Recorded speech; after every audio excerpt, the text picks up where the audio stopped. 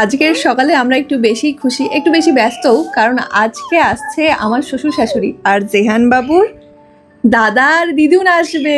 বলো, কে আসবে? কে আসবে? দিদুন আসবে। দিদুন আসবে। আর কে আসবে? দাদা। জেহান বাবু রাতে ঘুমায় না, রাতে শুধু জেগে থাকে আর আমাদেরকে জ্বালায়। আমি একটু জেহানকে নিয়ে দোকানে গেছিলাম, ফিরে এসে দেখি বাপিমারা পৌঁছে গেছে।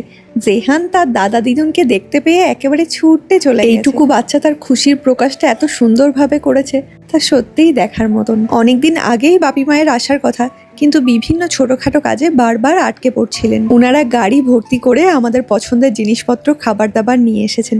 এমনকি আমার শাশুড়ি মা আমরা কদম ফুলের চাটনি খেতে ভালোবাসি বলে কদম ফুল তুলে সেগুলো গুছিয়ে নিয়ে এই কটা দিন আমাদের খুব ভালো কাটবে। জেহান থাকবে দাদা দাদির যত্নে, আর বাপিমা থাকবে আমাদের যত্নে।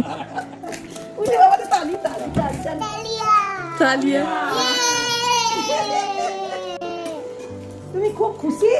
লাফাতে যাচ্ছে, খুশি বাবু? বাবু তুমি খুব খুশি? আনন্দে লাফাতে যাচ্ছিল।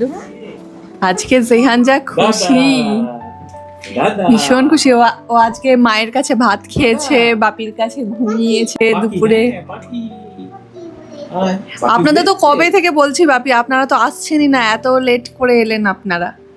না, আমাদের তো ধরো আসার কথা ছিল আরো আগে, কিন্তু কি করা যাবে বলো, মধ্যেখানে চলে যেতে হলো কলকাতা।